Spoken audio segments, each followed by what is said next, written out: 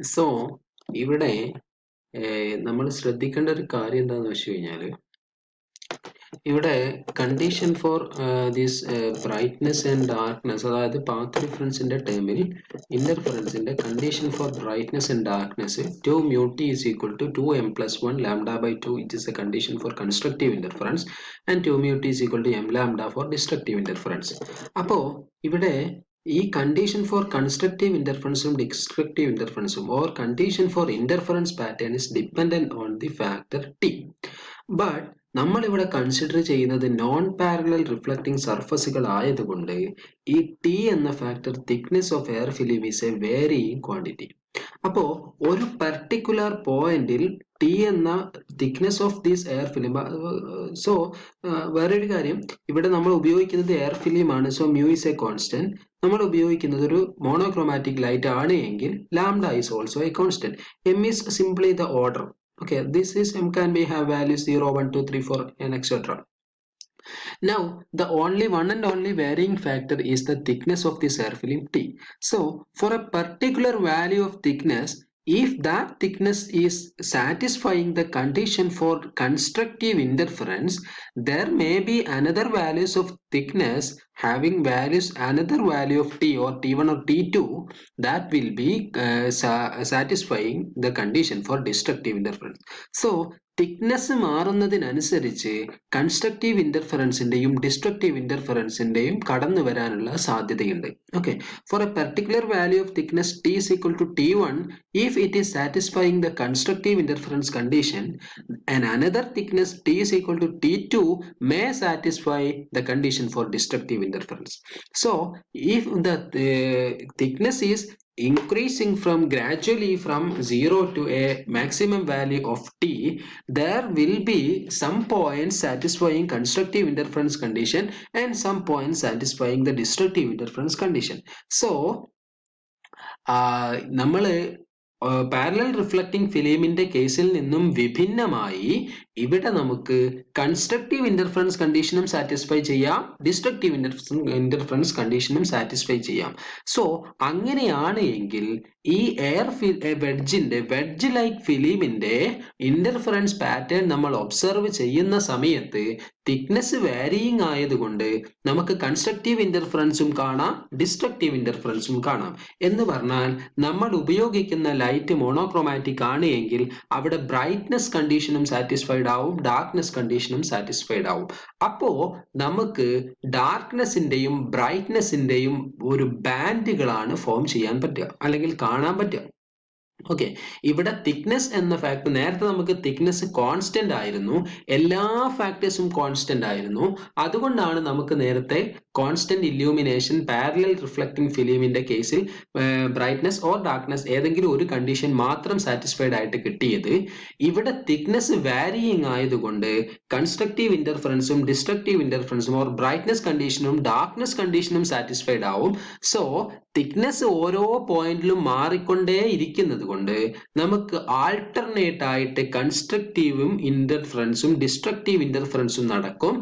Or we can see the bright and dark bands in alternate manner. Alternate എന്ന് പറയാൻ കാരണം ഇവിടെ 2m plus 1 lambda by 2 constructive ആണെങ്കിൽ ഇവിടെ നമ്മളൊരു 2/2 കൊണ്ട് മൾട്ടിപ്ലൈ ചെയ്ത് കഴിഞ്ഞാൽ you will get 2m lambda by 2 will be a condition for destructive interference. Okay. അപ്പോ m is equal to 1 എന്ന കേസിൽ 2m lambda by 2 will be is equal to lambda. m is equal to 1 എന്ന same കേസിൽ 2m plus 1 lambda by 2 will be equal to 3 lambda by 2 എന്ന് പറഞ്ഞാൽ 1.5 lambda. So here 1 lambda is corresponding to the condition for destructive interference, 1.5 lambda is condition for constructive interference, against 2 lambda is condition for destructive interference, 2.5 lambda is a condition for constructive interference. So alternate ആയിട്ട് നമുക്ക് constructive ഇന്റർഫറൻസിന്റെയും ഡിസ്ട്രക്റ്റീവ് ഇന്റർഫറൻസിന്റെയും ഒരു pattern ആണ് നമുക്ക് കിട്ടുക. Okay, something like നമ്മൾ Young's double slit എക്സ്പെരിമെന്റിലൊക്കെ observe ചെയ്യുന്ന പോലെ ബ്രൈറ്റ് ആൻഡ് ഡാർക്ക്നെസ് ബാൻഡുകളുടെ ഒരു കണ്ടീഷനാണ് നമുക്ക് കിട്ടുക. Okay, now what is the speciality of this interference pattern, salient features of interference pattern? First feature is fringes at the apex is dark. That is, at the apex, thickness of the air film is 0. So the optical path difference delta will be equal to 2 mu t minus lambda by 2. When t is equal to 0, optical path difference will be equal to minus lambda by 2, or 1 into lambda by 2. Okay, 1 into lambda by 2, which is a odd multiple of lambda by 2. Odd multiple of path difference is equal to odd multiple of lambda by 2 എന്ന് പറഞ്ഞാൽ that is condition for destructive interference ആണ്. So at the apex, the condition for destructive interference is satisfied. So the fringe at the apex will be equal to dark one. Now the second condition, fringes are straight and parallel. So the reason for that, the locus of points having same thickness lies along a line, lies along lines parallel to the contact edge. So fringes are straight lines. Since they are equidistant, they are parallel. Okay, അതായത് നമ്മുടെ contact പിന്നെ glass പ്ലേറ്റുകൾ contact ചെയ്ത് നിൽക്കുന്ന ആ എഡ്ജിന് parallel ആയിട്ടുള്ള ലൈനുകളിലായിരിക്കും നമുക്ക് air ഫിലിമിന് constant ആയിട്ടുള്ള തിക്നെസ് ഒബ്സർവ് ചെയ്യാൻ പറ്റുക. വി കൻ കൺസിഡർ ഇവിടെ ഇതാണ് അപ്പെക്സ് പോയിന്റ് എന്ന് പറയുന്നത്. ഇത് നമ്മൾ ഒരു 2 ഡയമെൻഷനിൽ വരയ്ക്കുമ്പോൾ ഒരു പോയിന്റ് ആയിട്ട് കാണും. 3 ഡയമെൻഷനലി ഇതൊരു ലൈൻ ആയിരിക്കും. ഓക്കെ, ഈ ലൈനിലൂടെ ആയിരിക്കും ഈ രണ്ട് ഗ്ലാസ് പ്ലേറ്റുകൾ ടച്ച് ചെയ്യുക. ഈ ലൈനിന് പാരലൽ ആയിട്ടുള്ള ലൈനുകളിലാണ് നമുക്ക് കോൺസ്റ്റന്റ് തിക്നെസ് ആയിട്ട് കിട്ടുക.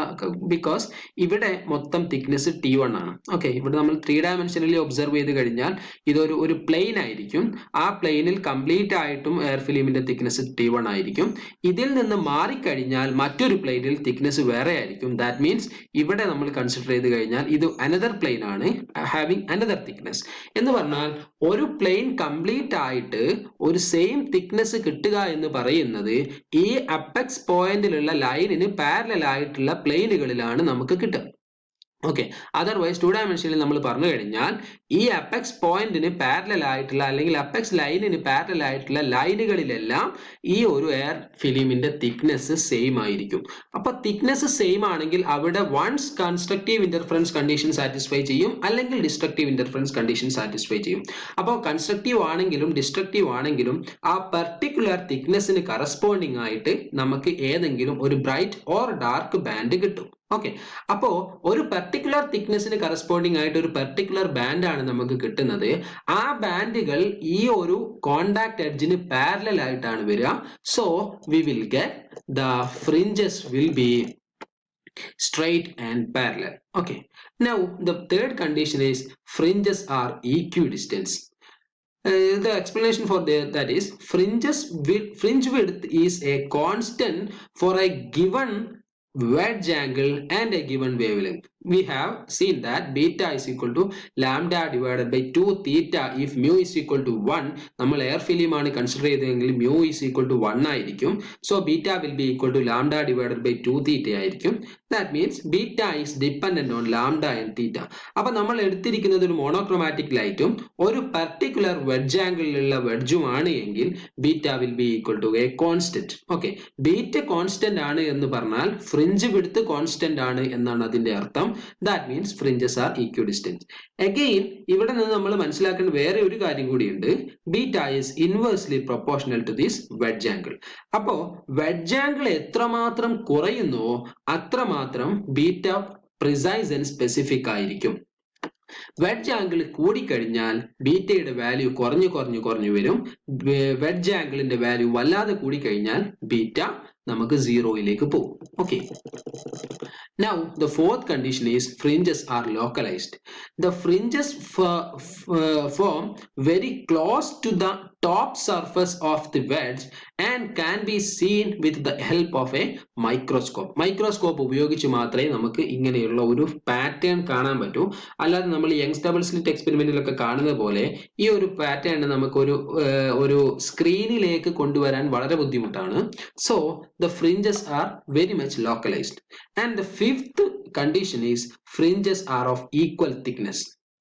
That means fringes formed for a thin film having very small thickness are mainly due to the variation of the thickness of that film. Okay, so each fringe will be the locus of points of same thickness. Such fringes are called fringes of equal thickness. അതായത് വളരെ thin ആയിട്ടുള്ള ഒരു ഫിലിമിൽ നിന്നാണ് നമ്മൾ ഈ pattern observe ചെയ്യുന്നത്. And also ആ ഫിലിമിന്റെ കോൺസ്റ്റന്റ് തിക്നെസ് ഉള്ള പൊസിഷനുകളിൽ മാത്രമാണ് നമുക്ക് ബ്രൈറ്റ് ഓർ ഡാർക്ക് ബാൻഡുകൾ കിട്ടുന്നത്. സോ ആ ഒരു പർട്ടിക്കുലർ ലൈന് മാറിക്കഴിഞ്ഞാൽ വേറെ ഒരു തിക്നെസ് ആണ് നമുക്ക് കിട്ടുന്നത്. സോ അവിടെ നമുക്ക് നേരത്തെ സാറ്റിസ്ഫൈ ചെയ്ത് വെച്ച കണ്ടീഷൻ ഫോർ ബ്രൈറ്റ്നെസ്സോ ഡാർക്ക്നെസ്സോ ആയിരിക്കില്ല സാറ്റിസ്ഫൈഡ് ആവുന്നത്. So this fringes will be very much equal thickness and very much localised. So such fringes are called fringes of equal thickness. Okay.